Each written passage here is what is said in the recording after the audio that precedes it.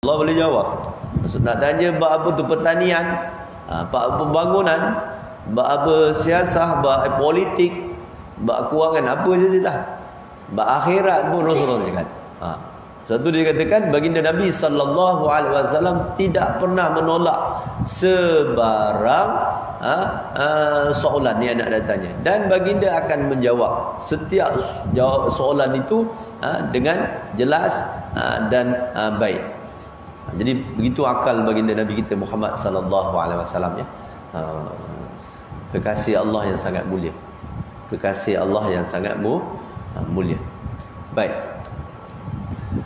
Kemudian di antara keistimewaan junjungan mulia baginda Nabi kita Muhammad sallallahu alaihi wasallam lagi, iaitu ketinggian dan cara baginda berjalan. Kalau kita lihat sikit daripada Sayyidina Anas bin Malik radhiyallahu anhu telah meriwayatkan, kana Rasulullah sallallahu alaihi wasallam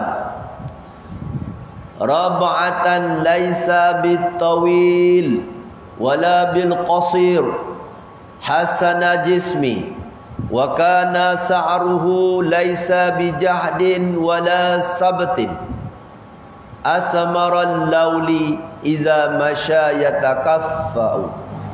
Baginda Rasulullah sallallahu alaihi wasallam bertubuh sederhana.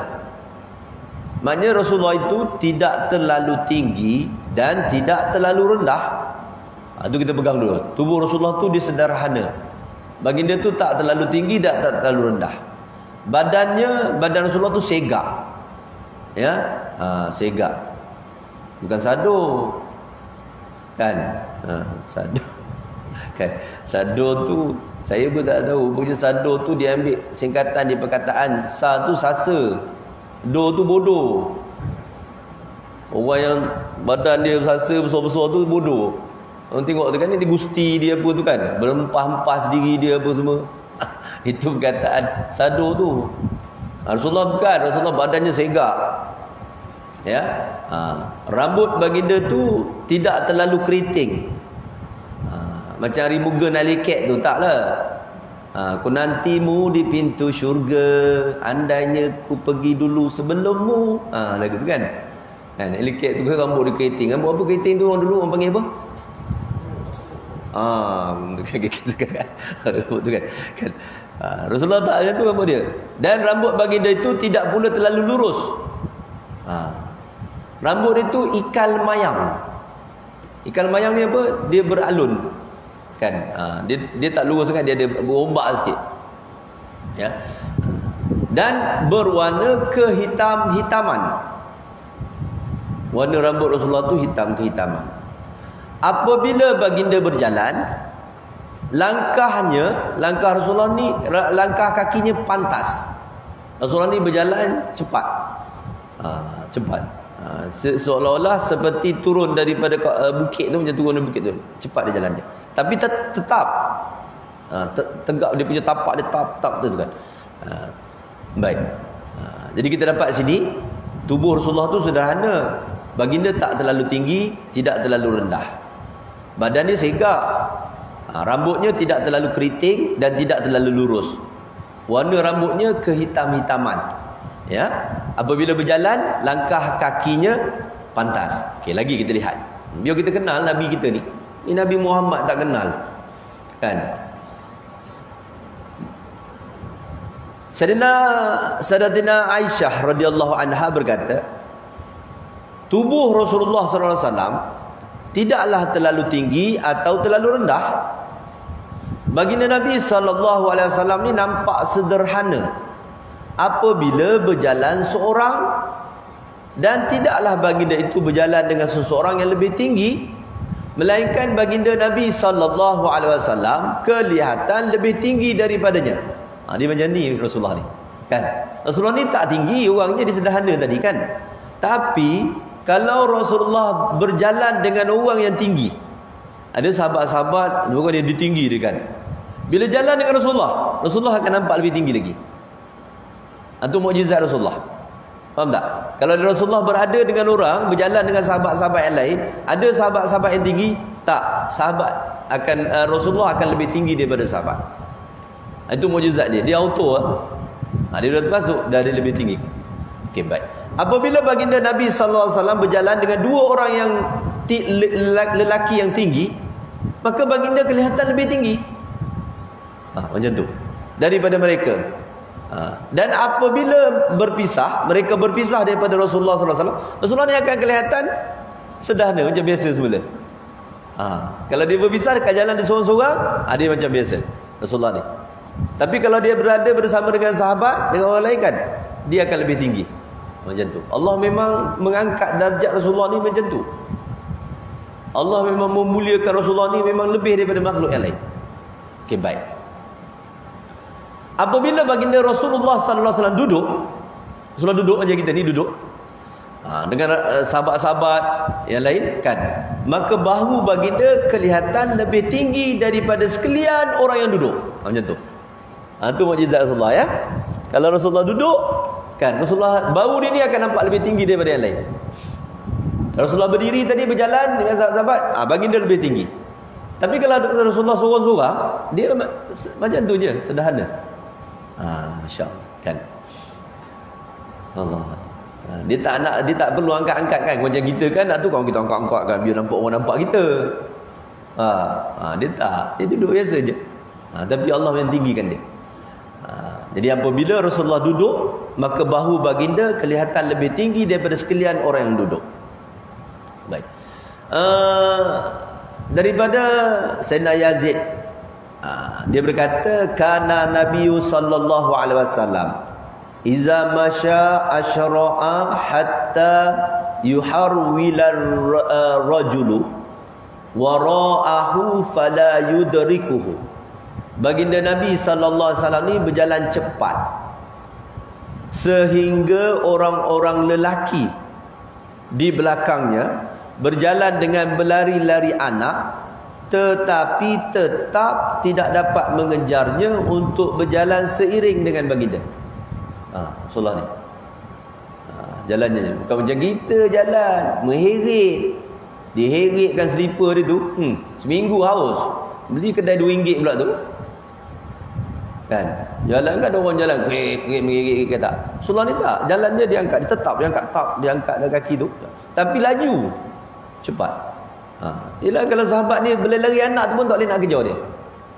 Dia mukjizat dia, keistimewaan dia. Baginda Nabi kita Muhammad sallallahu alaihi wasallam. Kan? Kemudian baginda ni kalau jalan pula banyaknya menunduk. Bukan macam kita banyak menongak. Jalan nongak pijak tiap kucing. Kan? Lepas tu kan masuk kereta, bising pula. Bau benda busuk ni, siapa yang pijak tiap kucing ni? Tengok dia. Bini dah kena marah, anak dah kena marah. Kan? Rasulullah sallallahu alaihi wasallam tak. Jalannya cepat, menunduk kan. Dia orang tawaduk. Penghulu segala yang tawaduk. Sesungguhnya apabila baginda Rasulullah sallallahu alaihi wasallam berjalan bersama-sama dengan orang yang tinggi, langkahnya menjadi lebih panjang daripada langkah mereka. Orang tinggi ni kan langkah dia panjang kan. Tak, bila dengan Rasulullah dia kalah. Tetap Rasulullah ni langkah dia lagi lebih panjang. Masya-Allah. Kalau dudukan tingginya Rasulullah lebih tinggi kerana dengan orang yang tinggi kan. Kalau berjalan pun macam tu. Langkah Rasulullah tu akan lebih besar lagi daripada langkah orang tinggi. Jadi tak ada manusia yang boleh menandingi Rasulullah ni, tak ada. Kan? Dari segi fizikalnya, dari segi akhlaknya, kan, dari segi ibadatnya, dari segi apa pula, tak ada manusia, tak ada makhluk. Hantar malaikat sekalipun tidak boleh bersaing dengan Rasulullah mengenai ibadat. Tak mampu.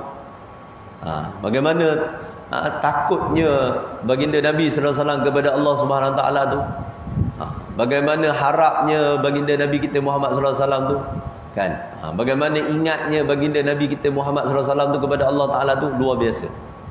Luar biasa. Baik. Kita lihat tidur baginda Nabi kita Muhammad sallallahu alaihi wasallam. Tidur Rasulullah. Jangan kita cakap kita ni tak kenal Nabi kita. Apa tak kenal, tak pernah jumpa, tu tak mau terima alasan tu kan. Kita dah bercakap. Dah beberapa kali dah cakap. Malu dekat orang Yahudi, malu dekat orang Nasrani. Orang Yahudi, orang Nasrani kenal Nabi kita, dia tak beriman dengan Nabi Muhammad, tapi dia kenal Nabi Muhammad sallallahu alaihi wasallam. Belum lagi Rasulullah lahir mereka sudah kenal. Rasulullah belum lahir, ribuan tahun Rasulullah belum lahir mereka dah kenal. Tuan-tuan tahu tak mengapa orang Yahudi ni berada di Madinah? Ketika Rasulullah SAW datang ke Madinah, kan ada orang Yahudi. Dia berlaku pada zaman Nabi Musa AS. Nabi Musa dengan Rasulullah ni berapa lama jarak dia? Bani Israel ni berjalan bersama dengan Nabi Musa pada ketika tu. Sampai dekat Madinah ni. Kalau nak berjalan nak pergi mana tu dia tak tahu. Dia sampai kat Madinah. Lepas tu bukan nama Madinah lah. Nabi Musa AS beritahu kepada Bani Israel, dia cakap dekat sini nanti Nabi akhir zaman tinggal ni. Lalu sebahagian daripada orang-orang Bani Israel ni, orang Yahudi ni, minta izin dengan Nabi Musa AS nak tinggal di Madinah ni, nak tunggu Nabi akhir zaman. Nabi Musa izinkan, tu tinggal sebahagiannya. Lama dah mereka tunggu sampai Nabi Muhammad, sampai Rasulullah. Bila Rasulullah SAW diutuskan kan berhijrah ke Madinah tu, dia tak nak beriman pula orang Yahudi ni. Kan dia lawan Nabi Muhammad SAW. Akhirnya kena halau daripada Madinah. Tahu sebab diorang kenal Nabi. Diorang kenal Nabi. Orang kafir, orang Yahudi, orang Nasrani ni dipanggil ahli kitab. Mengapa dipanggil ahli kitab? Kerana pada mereka ni diturunkan kitab. Khususnya orang Yahudi ni, kan, kitab Taurat, Injil, kan, Injil tu kepada Zabur, kan. Ini kan kitab-kitab yang diturunkan kepada. Tetapi mereka ni, kebanyakan orang alim mereka ni menyembunyikan perkara yang benar. Disembunyikan, disorok. Contoh bagaimana Sayyidina Ka'ab Al-Akhbar menceritakan, ayahku Ka'ab Al-Akhbar ni sahabat Rasulullah. Dia orang Yahudi asal. Dia masuk Islam. Kan, dia cerita, dia cakap dia belajar kitab Taurat. Siapa yang ajar dia kitab Taurat? Ayah dia. Ayah dia alim, orang alim. Kan, ajar dia kitab Taurat. Dia memang mahir kitab Taurat tu. Tapi cuma dia cakap ada satu lembaran dalam kitab Taurat tu yang ayah dia baca. Ayah dia baca, kan, dia tak ajar kepada dia lah. Dia baca, dia simpan dalam peti, dikunci peti tu sampai ayahku meninggal, kata dia. Bila ayahku meninggal, pergi buka lah peti tu. Buka peti tu, lihat apa dalam kitab Taurat ni, cerita apa ni, ayah tak baca. Rupa cerita tentang Nabi Muhammad. Nabi akhir zaman ni yang tunggu Nabi Muhammad, lahirnya kat Mekah, nanti hijrah kat Madinah, nama dia, nama ayahnya, nama bondanya, kan, pakaian dia macam mana, sikap dia, perangai dia, cerita-cerita semua. Jadi orang-orang Yahudi, orang Nasrani, mereka mengenali baginda Nabi kita Muhammad sallallahu alaihi wasallam melalui kitab yang Allah turunkan kepada nabi-nabi, rasul-rasul. Kan? Mana mereka membaca kitab dia, mereka tahu. Bukan jumpa Rasulullah. Jadi kita orang Islam macam itulah. Kita tak jumpa Rasulullah tak apa, tapi kita ada kitab. Kita ada Al-Quran. Banyak kitab-kitab yang telah ditulis oleh para ulama. Kitab yang paling popular hadis. Hadis Sahih Imam Bukhari tu, Imam Muslim, Abi Daud, An-Nasai, Ibnu Majah, Imam Tirmizi. Kitab-kitab hadis yang sahih-sahih menceritakan secara jelas, secara detail riwayat-riwayat tentang baginda Nabi kita Muhammad sallallahu alaihi wasallam. Tentang batang tubuh Rasulullah sallallahu alaihi wasallam yang mulia, tentang akhlak Rasulullah, tentang kegemaran baginda Nabi kita Muhammad sallallahu alaihi wasallam. Apa semua sekali. Tiba-tiba kita orang Islam mengatakan kita tak kenal Nabi kita Muhammad sallallahu alaihi wasallam. Tak betul. Okey, kita lihat lagi. Bagaimana tidur Rasulullah. Ya. Ini Imam Bukhari beritahu. Dikeluarkan hadis ini daripada Imam Bukhari dan Imam Muslim. Imam Bukhari ni bukan orang Arab tau. Imam Bukhari bukan orang Arab. Moga-moga kita diberi rezeki. Mungkin ada tuan-tuan yang sudah pergi ke dia, kan, kat Bukhara sana melawat ziarah Imam Bukhari. Gila, kan. Tapi luar biasa dia, Imam Bukhari. Imam Bukhari dan Imam Muslim mengeluarkan hadis ni daripada Sayyidatina Aisyah radhiyallahu anha. Dan Aisyah dia tanya kepada Rasulullah, "Ya Rasulullah, atanamu qabla an tutira?" An tutir. Faqala ya Aisyata, "Inna aynayya tanamani wa la yanamu qalbi." Isteri dia tanya, Ummi tanya, "Wahai Rasulullah, adakah kamu akan tidur sebelum solat witir?" Sudah nak tidur ke satu malam ni sembahyang witir belum lagi ni nak tidur dah ke? Macam tu. Maka baginda Nabi SAW menjawab, wahai Aisyah, kedua mataku tidur tetapi hatiku tidak tidur. Rasulullah beritahu kedua mata Rasulullah tidur, Rasulullah cakap, tapi hatinya tak tidur. Hati Rasulullah tak tidur. Sebab itu kalau baginda Nabi SAW tidur tu, dia bangun, dia solat terus. Dia tak berwuduk. Kerana wuduknya tak batal. Sebab hatinya tak tidur. Faham tak? Rasulullah ni kalau tidur, wuduknya tak batal. Kita kalau tidur, batal tak wuduk? Batal. Kalau tak letak papan punggung kita tu kan, tidur, batal wuduk. Antara perkara-perkara yang membatalkan wuduk kan, tidur yang tidak tetap papan punggung kan. Baginda Nabi SAW tak. Baginda tidur, wuduknya tak batal. Sebab apa? Hati dia tak tidur. Hati Rasulullah ni sentiasa berkhidmat kepada Allah. Sentiasa mengingati Allah, berzikir kepada Allah, beribadat kepada Allah, macam tu. Ya, sentiasa. Tak ada waktu ruang langsung. Yang dia sia-sia, dia lupa Allah, tak. Baik. Kemudian Rasulullah juga bersabda, tanamu aina wala yanamu qalbi. Mataku tidur tetapi hatiku tidak tidur, Rasulullah cakap. Ya.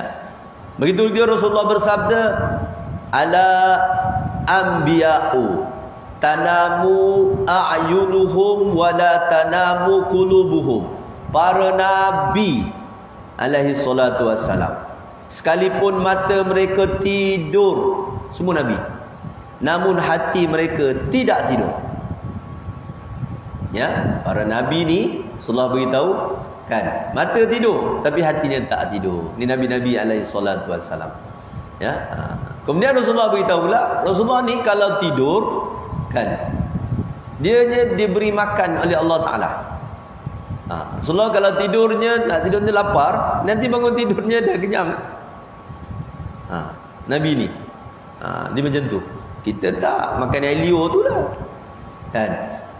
Dan bangun tidur lah, nak tidur lapar, bangun tidur kembung perut lah kan. Rasulullah tak.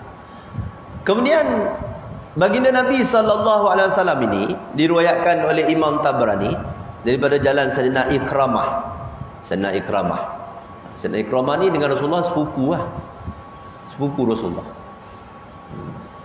Daripada Sayyidina Ibnu Abbas, juga sepupu Rasulullah kan, Abdullah bin Abbas. Dan daripada Dainuri kan, melalui jalan Mujahid daripada Ibnu Abbas radhiyallahu berkata, mahtalama nabiyyun qattun wa innamal ikhtilamu minasyaitan. Baginda Rasulullah sallallahu alaihi wasallam tidak pernah berihtilam. Apa berihtilam? Mimpi sehingga keluar mani. Tak pernah, Rasulullah tak pernah kan. Kerana ia berihtilam tu, mimpi keluar mani ni, dia adalah daripada gangguan syaitan. Tak pernah kan. Kita tengoknya nyonya potong getah je kan. Nyonya potong getah tu lalu depan rumah kita naik basikal, ngik-ngok kan. Dekat kan. Mimpi weh. Kan. Rasulullah sallallahu alaihi wasallam ni tak pernah ya. Okey, baik. Kemudian Rasulullah sallallahu alaihi wasallam juga tidak pernah menguap. Tak pernah menguap. Daripada Rasulullah lahir sampai wafat tak pernah menguap. Kita kan, ini dah berapa kali dah menguap tu, ada satu orang tu tengok. Menguap-nguap, dia ingat pakai mask kita tak tahu kan. Rasulullah sallallahu alaihi wasallam tu kan, kalau menguap selalu sunat kita tutup dengan tangan kita kan. Sunat tutup dengan tangan. So syaitan masuk. Dia menguap, terbersing, batuk, sunat tutup mulut kita. Baik. Dalam Sahih Bukhari ada mengatakan, ma sana aban Nabi sallallahu alaihi wasallam. Baginda Nabi sallallahu alaihi wasallam tidak pernah menguap. Dikuatkan lagi kerana menguap itu adalah daripada syaitan. Menguap itu daripada syaitan. Okey. Kita lihat sedikit betapa pentingnya dan perlunya kita buat maulid Nabi. Sambung tu kitab Tuan Guru Haji Abu Bakar Alim ni. Ya. Adalah kan berkata satu orang ulama, dia cakap iaitu apabila adalah Abu Lahab yang kafir. Abu Lahab ni kafir, tak beriman kepada, yang diturunkan ayat tabbat yada abi lahabin wa tab. Telah binasalah dua tangan Abu Lahab tu kan. Maknanya Allah cela Abu Lahab ni. Dalam Quran tu ada ayat surah tu cela dia. Kan? Surah Firaun, Firaun tu dia tak ada macam Abu Lahab ni. Satu surah yang khas. Abu Lahab ni special dia. Sebab dia special, dia lawan semulia-mulia makhluk Allah. Kekasih Allah yang nombor satu, kau lawan sangat. Jadi dimeterikan dalam Al-Quran tu, diletak dalam Al-Quran cercaan Allah kepada dia. Ya, Abu Lahab. Tapi yalah, ni kehendak Allah luar biasa. Dia bapa saudara Rasulullah sallallahu alaihi wasallam. Sebab itu para sahabat radhiyallahu anhum diajar. Itu tadi Sayyidina Ikramah dan ulama-ulama kita. Sayyidina Ikramah tu kan, dia takkan tulis nama ayah dia. Orang tak cakap dia siapa, Ikramah saja. Dia tak perlu cakap Ikramah bin Abu Jahal. Kenapa? Kerana sahabat-sahabat nak jaga hati Rasulullah. Jangan Rasulullah ni berasa hati. Nak jaga hati pada sahabat. Sayyidina Ikramah tu supaya dia janganlah berasa hati, malu dia. Masya-Allah. Baik ya Rasulullah ya. Ya Allah. Allah. Apa dia? Sekali lagi kan. Iaitu apabila adalah Abu Lahab yang kafir, yang diturunkan akan ayat tabat yada abi lahabin wa tab, dengan mencela akan dia. Siapa yang cela tu? Allah. Dan tiada ada celaan yang lebih daripadanya. Tak ada. Macam tadilah Firaun ke Namrud ke, tak ada yang dapat celaan macam ni punya. Bagaimana Abu Lahab ni dicela oleh Allah Ta'ala. Maka tiba-tiba dibalas akan dia dalam neraka. Kan? Maknanya dia masuk neraka. Ada orang yang bermimpi, ahli keluarga dia kan, yang bermimpi setelah Abu Lahab ni meninggal setahun, mimpi berjumpa dengan Abu Lahab kan. Yang mimpi ni orang beriman. Tanya dia, macam mana Datuk Tan Sri?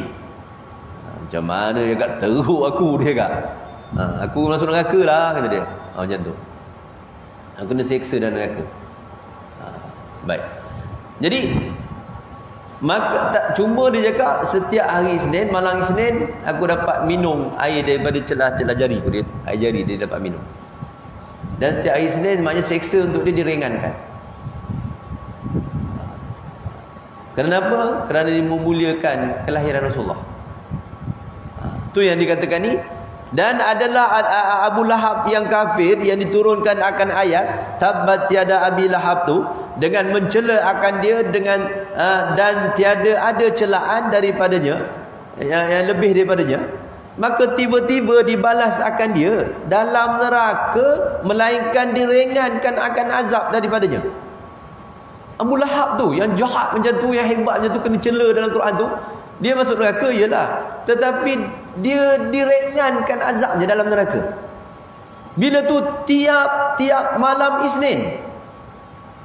Tiap malam Isnin, ni malam ni kan, sampai Isnin lah, malam ni sampai siang.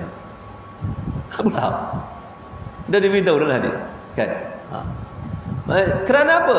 Kerana sukanya dia, kes dia dapat keringanan dalam neraka sikit tu, dapat rehat dalam malam Isnin tu sikit, seksa tapi rehat kurang sikit, dapat minum air tu kan.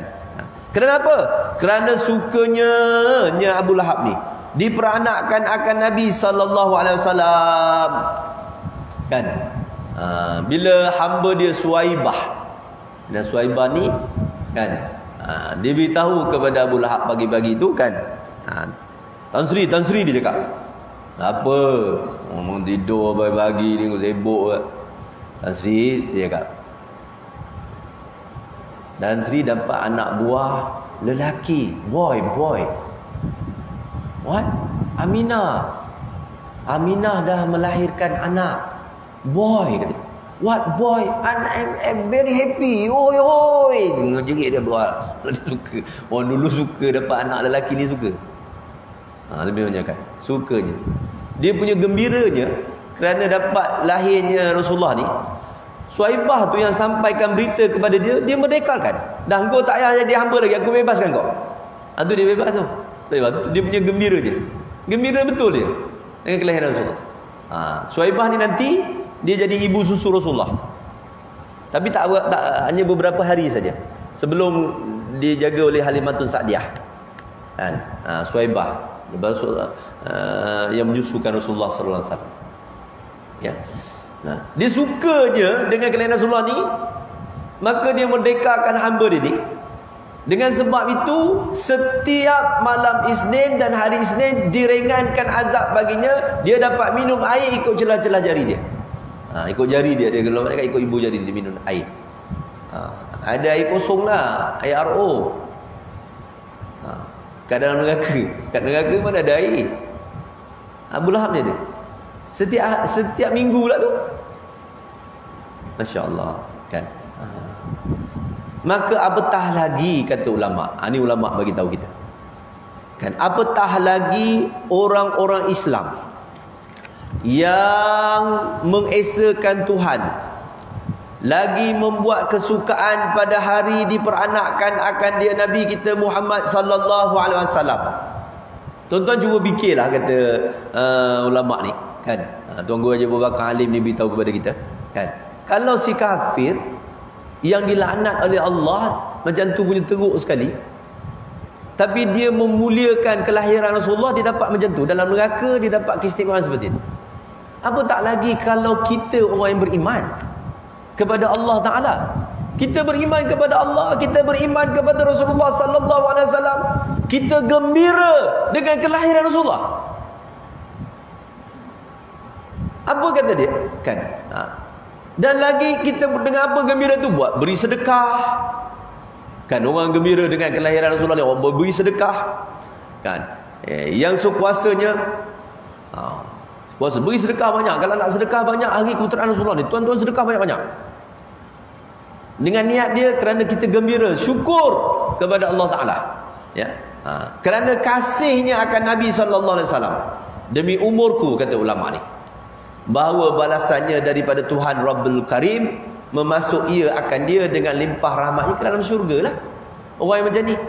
Kalau Abu Lahab tadi dalam neraka dapat keringanan, dapat keistimewaan setiap hari Isnin kerana memuliakan Rasulullah. Kalaulah orang tu orang yang beriman, kita ni beriman kepada Allah, beriman kepada Rasulullah sallallahu alaihi wasallam, gembira dengan kelahiran Rasulullah ni, buat sedekah, buat apa-apa semua ni, kan, sudah tentulah syurga tempatnya macam tu.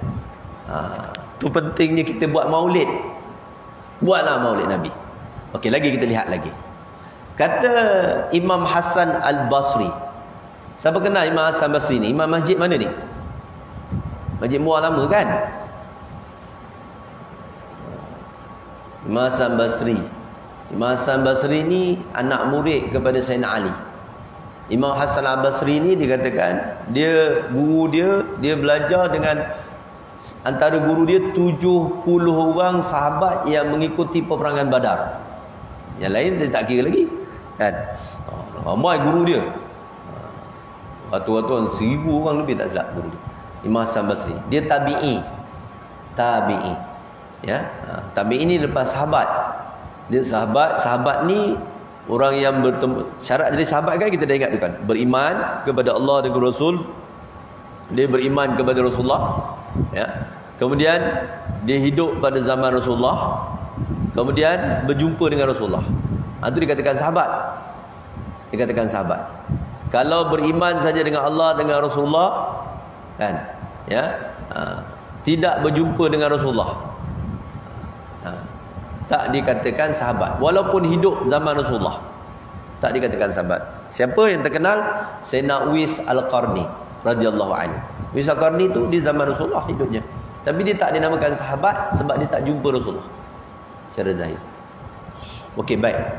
Ni Imam Hasan Basri ni, dia cakap, aku sangat suka jikalau ada bagiku emas seperti Jabal Uhud. Bukit Uhud tu, berapa dia punya keluasan Bukit Uhud? Ni Pak Haji ni biasa pergi Mekah ni, Madinah ni. Bukit Uhud, berapa besar ni? Belah dia. Tak tahu, kau tahu aiskrim je kat situ. 7 kilometer dia bukan dia punya 7 kilo. Dia punya lebar dia tu dalam 4 kilo 3 kilo. Itu ada kat syurga nanti insya-Allah. Bukit Uhud, dia cakap aku ni kalau ada emas, kata Imam Hasan Basri, besar Bukit Uhud tu. Kan? Nak buat apa? Sekalipun nescaya aku belanjakan akan dia kerana membaca kisah, maknanya membaca maulid Nabi sallallahu alaihi wasallam. Dia cakap aku kalau ada emas banyak tu, aku nak buat maulid Nabi. Nak beritahu kepada apa? Kepada kita semua, kalau buat majlis maulid Nabi ni, buat grand, buat besar-besar. Jangan buat ala kadar.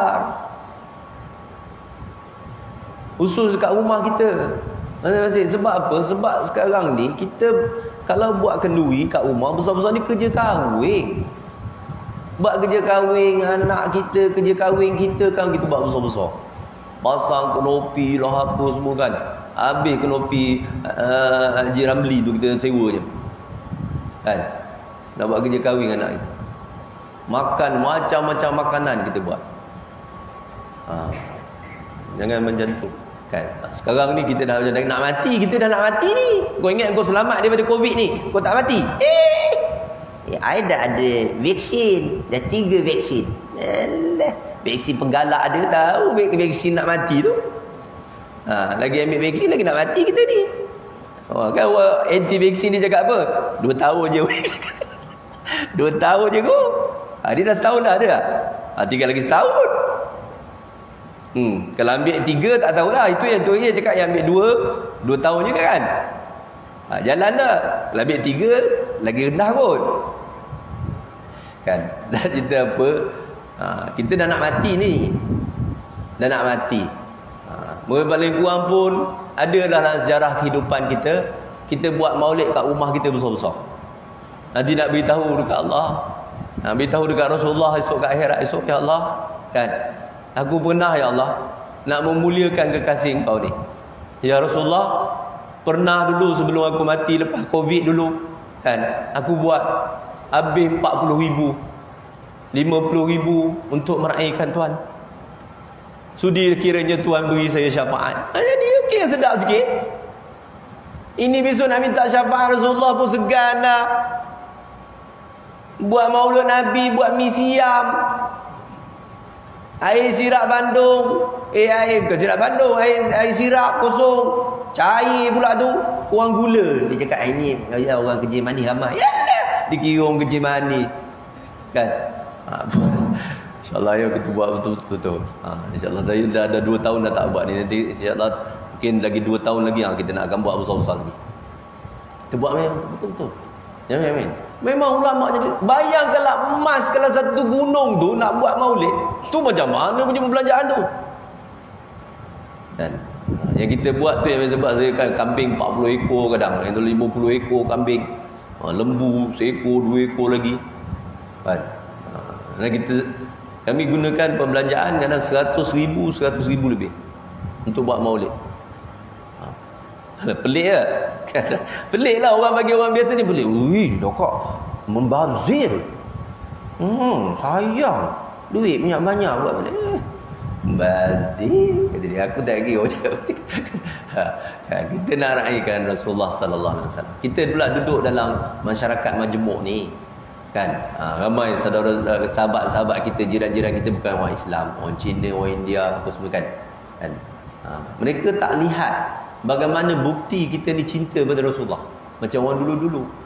Orang dulu-dulu, orang soleh, itulah kalau dia buat maulid ni, dia buat besar-besar. Jadi orang kafir macam tu, kalau orang Yahudi pun dia tahu. Ni ada dalam kitab-kitab Suratul Anam tak? Kitab cerita tentang Yahudi, jiran Yahudi ni berjiran dengan orang Islam. Orang Islam ni setiap tahun dia buat maulid besar-besar. Setiap tahun. Jadi orang Yahudi ni pun dah tahu bahawa kalaulah jiran dia ni buat kenduri besar-besar, itu buat maulid Nabi, nak menyambut maulid. Macam tu. Kita sekarang tak. Kita sekarang kalau kita buat kenduri besar-besar, orang bukan Islam ni tahu itu buat kerja kahwin. Betul tak? Kerja kahwin. Bukan buat maulid Nabi. Tak ada gah. Penting kita tu. Nanti macam mana kita esok?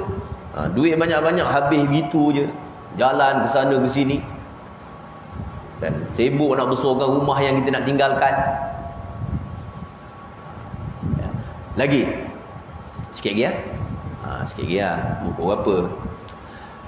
Dan kata Imam Junaidi Al-Baghdadi. Siapa Imam Junaidi Al-Baghdadi ni? Ini imam masjid mana buat? Tangkap tak?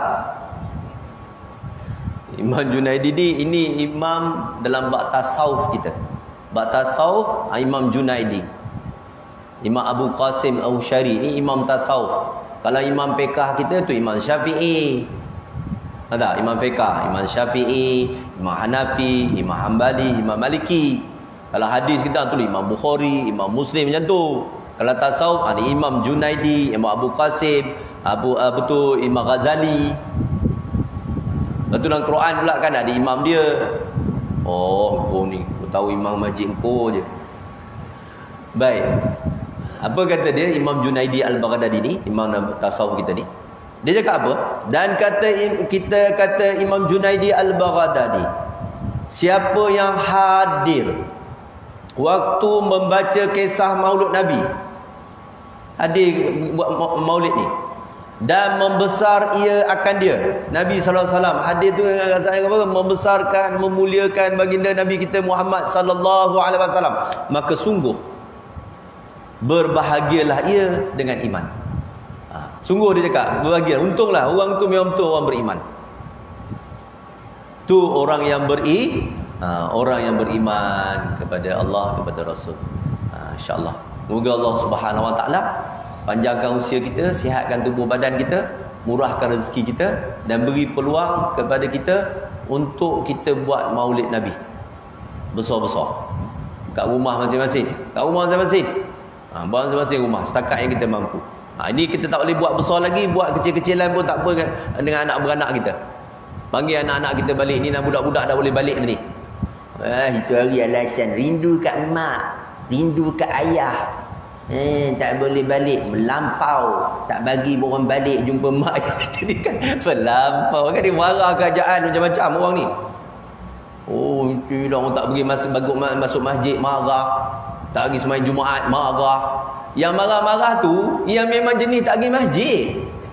Kau tengok ni, bila dah buka ni, inilah muka dia. Yang sebelum PKP dulu, yang sebelum Covid ni lah. Yang kurang lagi ada. Haji tu dah tak ada. Berapa orang haji dah tak ada, dah ajak. Dah balik dulu. Kan? Yang bising-bising tu tak datang. Begitu juga ni, tak boleh balik, rindu kat mak, rindu kat ayah. Ini yang kau tengok di Tai Busang ni kan, di Bali ni kan. Ya Allah, penuh hotel-hotel di seluruh negara. Tempat-tempat pelancongan penuh. Mak, minta maaf lah, kita tak dapat balik. Kita dah tempah awal itu hari homestay. Dengan anak-anak, nak bawa anak-anak berjalan. Jadi kau buat macam ni, aku ajar kau tahu. Kau bagi tarikh kat dia, bulan depan ke apa, hari Sabtu, hari Ahad, cakap semua kena balik. Kita nak buat maulid. Dan siapa tak balik, derhaka. Macam tu juga sekali kena kan juga dia, biar dia takut sikit. Jangan banyak alasan, tak boleh cuti lah, itulah. Kan? Kita buat maulid. Supaya apa? Buat maulid ni baca belikan kitab apa tu Berzanji ke, kitab maulid ni yang ada terjemahan dah sekarang. Dah banyak. Terjemahan yang Rumi dah ada. Kalau budak-budak ni tak mahir baca Jawi kan, ambil terjemahan Rumi tu, bacalah. Seorang ni baca sikit. Dia kan tu sejarah Rasulullah. Cerita macam mana Rasulullah sebelum lahir, ketika Rasulullah lahir, ketika Rasulullah remaja, ketika Rasulullah, mujizat-mujizat Rasulullah, biar dia tahu. Kalau tidak, cucu-cucu kita tu ni yang dikenalnya apa? Boy-boy. Dia tahu boy-boy tu hebat. Ada power halilintar, kata dia kan. Ada power apa tu? Salji, benda pun kan. Dia tahu tau. Itu ejen Ali. Dia tak tahu Rasulullah tu sangat hebat. Ya, moga-moga Allah Subhanahu Wa Taala jadikan kita ni orang yang bertambah suka kasih kepada Rasulullah, makin banyak baca selawat, makin banyak ikut sunnah-sunnah baginda Nabi kita Muhammad sallallahu alaihi wasallam. Al-Fatihah. A'udzubillahi minasyaitonir rajim. Bismillahirrahmanirrahim. Alhamdulillahirabbil alamin. Ar-Rahmanir Rahim. Maliki yaumiddin. Iyyaka na'budu wa iyyaka nasta'in. Ihdinas siratal mustaqim. Siratal ladzina an'amta 'alaihim ghairil maghdubi 'alaihim waladdallin. Amin. Bismillahirrahmanirrahim. Alhamdulillahirabbil alamin. Wassalatu wassalamu ala asrafil anbiya'i wal mursalin wa ala alihi washabihi ajma'in. Allahumma inna nas'aluka ridhaka wal jannah wa na'udzubika min sakhatika wan nar. Allahumma innaka 'afuwun karimun tuhibbul 'afwa fa'fu 'anna wa an walidina wa an masyayikhina wa an jami'il muslimin wal muslimat wal mu'minin wal mu'minat bi rahmatika ya arhamar rahimin. Allahumma arham ummata Sayyidina Muhammad. Allahumma aslih ummata Sayyidina Muhammad. Allahumma farj ummati Sayyidina Muhammad. Allahumma ansur ala ummati Sayyidina Muhammad. Allahumma ighfir ala ummati Sayyidina Muhammad. Rabbana atina fid dunya hasanah fil akhirati hasanah wa qina azabannar. Sallallahu ta'ala Sayyidina Maulana Muhammad wa ala alihi wasallam. Alhamdulillahirabbil alamin. Tak maaf pada semua dan terima kasih. Wabillahi taufiq wa hidayah. Assalamualaikum warahmatullahi taala wabarakatuh.